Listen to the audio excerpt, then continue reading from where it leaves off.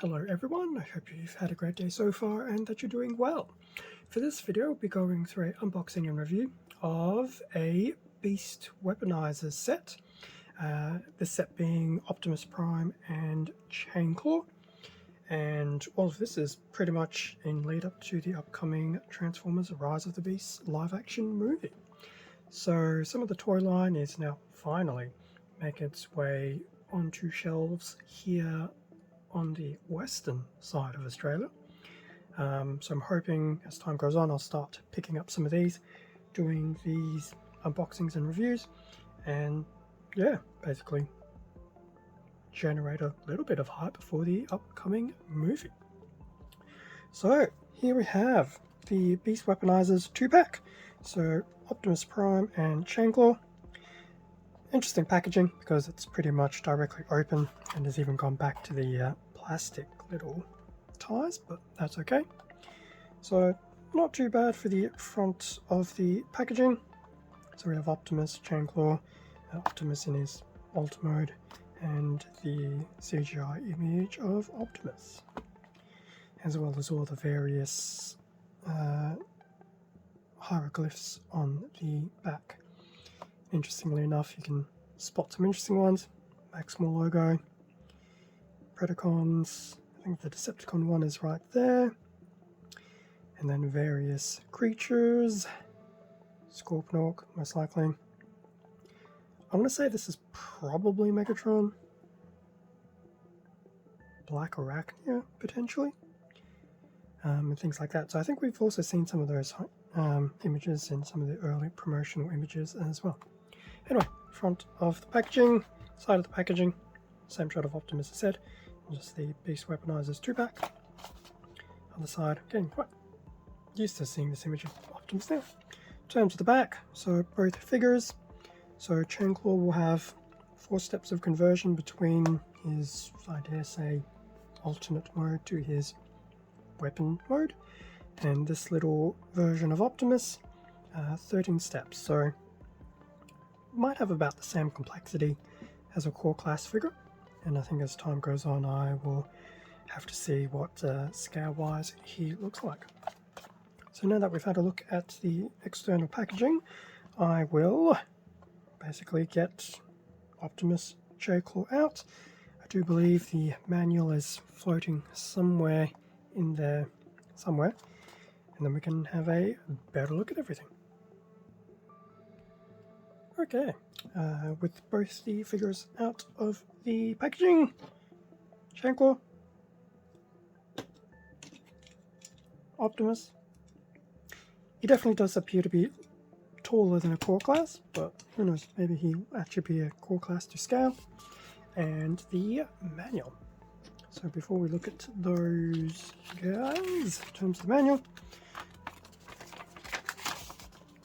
so one part will be pretty much the instructions for Chainclaw. Not overly imaginative, just flip things forward, back, flip some things around, and there you go, pretty much. So that's that. And then obviously you can attach it to Optimus. And in terms of Optimus, so he, I could have sworn the packaging said he was 11 steps, but apparently 13 steps to transform him from robot mode to his cab mode. Nothing too complex, which is pretty good. So I'll probably use that later on. So, given that there's 2 of them, so let's start with Chainclaw. So Optimus, just move over here. So Chainclaw, from the front, side, the back, top, bottom, 2.5 tones. So primarily turquoise, grey, silver, in the way of at least paint apps. There's a spot of black and there's a little bit of red where his eyes will be. That's actually not too bad. So it's a little bit detailed. Allegedly, the weaponizers included in these 2 packs apparently not as detailed as the ones if you get them individually, so I don't know if Chainclaw will ever be sold individually. But I know there's a Rhinox one that comes with Wheeljack, and obviously there's the individual Rhinox one. And apparently there will be some differences between the two. But I will also be doing the Wheeljack Rhinox review in the near future. So definitely not too bad in terms of articulation. So the legs will be independent of each other, so not too bad. So they can pretty much, okay, well I guess if I do this properly, so they can move all the way back, well all the way forward, and then pretty much all the way that way. And that will be applicable to both, and as I mentioned, they are independent, so you don't have to do them both at the same time. So that's actually not too bad.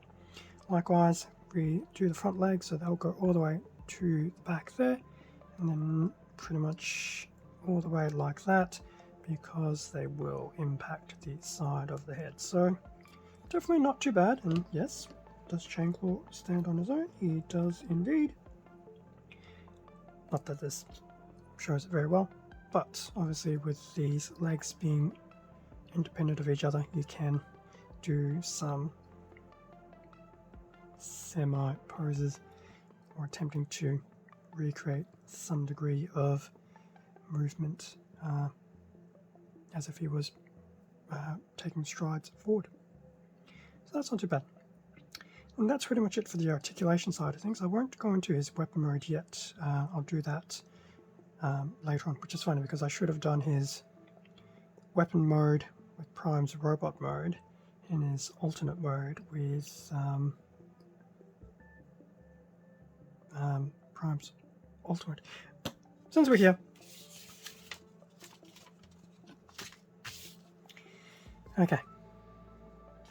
Yes, I know I do have the instructions there, but just to make sure everything goes okay.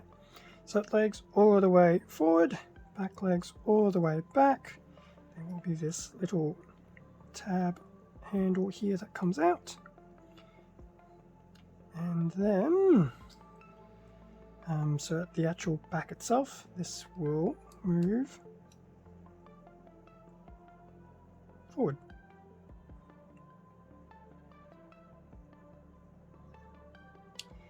And then, it's pretty much like that. Now it's interesting that, it's a shame that these legs don't seem to go in, or tuck in nicely as they could do. Or maybe I'm just not trying hard enough. Mainly because it's not a lot of space between that peg and the back legs, but that's not too bad. So from the side, from the top, from the front, the bottom, I guess the other side, bit of a close-up on that chainsaw blade. So definitely not too bad. And that's pretty much it. So definitely not a complex transformation. And now that he is now an actual weapon, he will slot into Prime's hand like so, question mark. Maybe I'll try the other hand. It doesn't actually feel like it tabs in nicely. Okay, his other hand actually does feel a bit better. So that is Prime holding Chainclaw. So not too bad. He does feel a little bit bulky, and because of the weaponizer size, definitely don't expect to be able to do a full elbow bend here. But that's okay. It's not too bad. I think this actually might be more appropriate for the upcoming Deluxe and Voyager figures coming out. But either way, that is Optimus equipped with Chainclaw. Okay, so now that we've done that, Chainclaw, you can go to the side. As for Optimus, now I do believe to correctly transform him, since they weren't out before, he does have some back legs that need to, well, not back legs, little ankles that get to fold out. So, if I do anything, Optimus, will you happily stand on your own 2 feet? Yes, you will. keep you there, Chainclaw. Almost feels like you're somewhat more to scale on Target Master. Ah, going back in time. So Optimus, there is the front of Optimus. From the side, on the back, not too much kibbling, which is always a nice thing.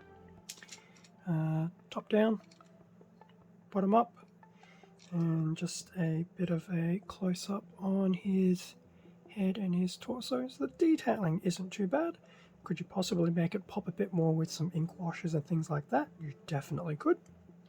But at the same time, you know, he feels like he's equivalent to a core class type figure. So it really comes down to you in terms of how much extra detailing you wish to put in. In terms of colours, so Optimus being Optimus is still sporting his typical primary red, blue and grey. We have black for his tyres, and the light blue paint on his windshields, little bits of silver here and there, so definitely not too bad. There's a bit of a quick close-up of some of the silver trimming on his side. His smokestacks do look a bit small, but that is okay. Now, in terms of articulation, actually before I do articulation, I have noticed there's some two little peg points here, so I'm wondering... So you could put Chainclaw back there. Will Prime still stand? Yep, Prime will still stand, even though there will be a bit of extra back weight. If you want to basically, I was going to say side arm, but that makes no sense. If you basically want to store the weapon mode on his back. So that's actually not too bad. That's actually kind of cool. Could do it that way, it just looks weird, but yeah, that's actually not too bad at all. But that was a weird digression, only because I noticed it before, because I did say he had no kibling. Okay, articulation. Head will do a nice 360, and that's about it. It will obviously do that, but that's because of the transformation, not because it's giving him extra ability for dynamic posing. And you could obviously do that a little bit, but you will notice it being not so flush there on his neck and top of his shoulders. So yeah, and then at least the head still has a nice 360 bat. In fact, just realized there might be some very light blue there for his eyes as well, so not too bad on some of the detailing in his head.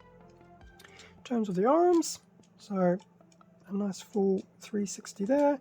Arm can go all the way out to the side like so. Obviously because of the 360 we know it can go all the way to the back, all the way to the front. We will have a 90-degree elbow. And because it's also a ball socket, so that can go to the side, can go to the back if you want it to be really weird. I mean, you can also do a full 360 at that socket as well, so you're definitely not encumbered there.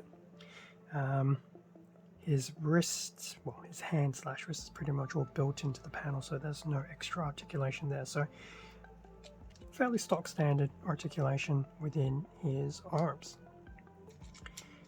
Anything at the waist? Not so much his waist, but he does have probably in his mid-torso area, but that's probably more for transformation than anything else. But for dynamic posing, I mean, you can definitely do a little bit of rotation before it starts looking very anatomically bizarre. So obviously if you do that, that's a little bit weird, but that's okay. In terms of his legs, he will not be able to do a full splits because his waist area and the top of his legs will collide with each other, so that's as far as he can go. His leg can go all the way to the front like that. Can't really go to the back because of the grill of his alt mode. That's not too bad. He does have a little bit of going outward to the side as well, since that is a ball socket. So not too bad. A little bit of movement there, which is always a good thing. In terms of his relatively high knee, can go all the way to the back. Won't go to the front, unfortunately, but it is a ball socket, as you can see there, so 360 galore. So you can definitely do a typical standing leg raise, well, knee/leg raise like that. We already know about that, so that's not too bad. Ankles are pretty much fixed, so this entire bit is fixed, so that's about weird flag of plastic. That is pretty much all the articulation in his legs. I mean, these little ankle bits can obviously move, but that's not so much for posing, that's just more for his transformation.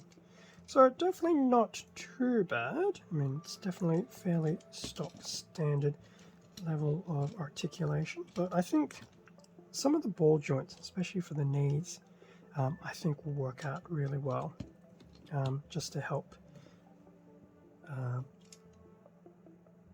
pivot some of those legs to the side, just to give them a bit more presence.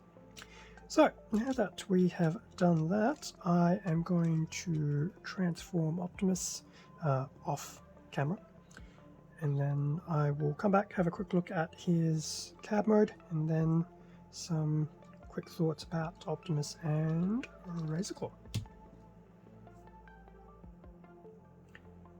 And with Optimus now in his alt mode. Now I'm just going to say it right off the bat, his transformation was pretty much almost beat for beat of his original G1 figure, to the point I actually probably could have done it on camera at the time. So pretty much the front of Optimus from his cab mode. So that's the front, the side, the back, the other side just for the sake of, from the top, yes, that's the tab from his neck if anyone was wondering, and from the bottom. So he will have hollow leg syndrome, but what do you expect at this particular scale and class. So in terms of the colors, so we do have a slight change in the color palette now that we're actually seeing the front grille of his vehicle mode. Detailing isn't too bad once again in his red panel areas. Could it be enhanced? Most definitely. But once again, as I mentioned, for this particular scale and class, what would you expect? As I mentioned, his transformation is literally beat for beat as his Generation 1 figure, which is very cool. Now I have noticed, so I guess if we talk about articulation, so this wheel moves, this wheel moves, this does not. This is purely for show, and to make it more interesting, the bottom is actually flat. It's not perfectly round, which I guess is good if you put them on a level surface. If I was to do that right now, it'd be fine, but yes, very interesting. So they're not 6 independent wheels, it's only 4 independent wheels. So that's pretty much the extent of Prime's articulation in his vehicle mode. Now I will admit, I was quite surprised, there is some tabbing here, where the lower part of the arms will tab into the top of the legs, just to keep this fairly sturdy and robust. So that is actually pretty cool. I do actually quite like that. Now just notice, because a lot of these are ball sockets and things like that, it's quite easy to make them look unstraight because they can pretty much move within the socket. So keep that in mind when you go to posing him and stuff like that. He might look a little bit off center. What do I think of his vehicle mode? I mean, for his class and scale, the vehicle mode is quite solid. Transformation is quite good. Detailing is quite nice. I mean, it's very readily identifiable as Optimus. He does have some of these little ports on the side of his arms, so here is a weaponizer that I've conveniently maintained as a weapon. So yes, he could have the weaponizer attached to the side of his cab mode, but I will admit this is probably going into the stretch of weird and bizarre with the imagination. Can't be done, just doesn't seem very practical. But there you go. Is there anything else to mention? Colors we've talked about, articulation, which pretty much just the wheels, transformation, things like that. So yeah, overall, it's pretty solid figure for what you're getting. Okay, so let's bring this back. So final thoughts. In terms of his robot mode, so I'll do the whole preference of, for the size and scale, it's not too bad. I'll make the same commentary about his vehicle mode. Not too bad in terms of articulation, so you can definitely pull off some fairly stock standard dynamic poses, which will be good. So he's got some playability in that regard. The colors look pretty good. Surprisingly, there's a good amount of detailing for this particular scale of the figure as well. General weaknesses, for the same reason that it's the scale and price point, is also could be considered a weakness of the figure. If you want something a little bit more interesting, naturally look at the Deluxe and the Voyager class figures, and I do believe there will be a Voyager Optimus as well. So with that being said, I mean, I can't really say there's weaknesses per se, because it's just the figure at this scale. I would definitely say his hands look a little bit stocky because they're built into his forearms, but it's okay. It's neither here or there. But overall, his robot mode's not too bad. The Weaponizer mode for Chainclaw is pretty good. It's fairly easy to convert over. I think the only thing I would mention is that just how the rear legs, the way that they, I was going to say fold out, but they don't really fold out. Just be nice if there was a little bit more space in between the legs and the handle for the Weaponizer mode. But other than that, the Weaponizer mode is not too bad. In terms of the alt modes, Prime is pretty good in his alt mode. The transformation was actually quite good, and I actually did like how it was very nostalgic back to G1 Prime. The tabbing for the arms and the legs is actually quite nice, because I can imagine if it wasn't there, just be a little bit annoying, because the cab would be a little bit loose from the back of the leg, so it's nice to keep that fairly tight and sturdy. There's no real negatives that I can think of for what he is. Chainclaw in his more of his animal mode, it's definitely nice that there's actually independent movement in the legs. They could have easily had it as the forelegs as being attached to each other and the back legs being attached to each other, so as one moves forward, the other forward leg or back leg would move forward and or back with it. So it's actually nice that they've done that. I think that's quite cool. Gives it just a little bit of extra playability. Other than that, that's pretty much what you get. He's effectively a little gimmick weapon, not an actual full-blown figure. Overall, the Beast Weaponizer line, it's definitely not too bad. Definitely a bit of playability here. And I know I do have the Wheeljack and Rhinox one to look at in the near future. And I think there's also an Optimus Primal one. That will hopefully be releasing soon as well. But definitely overall, I actually don't mind this particular line. The gimmick of the Weaponizer is always nice, and especially nice Weaponizer callback to when we saw it in was it War for Cybertron? Within the Siege part of it. It's a nice thing.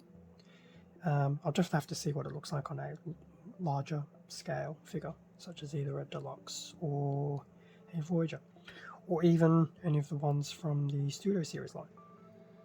So it might actually be more proportional to one of those.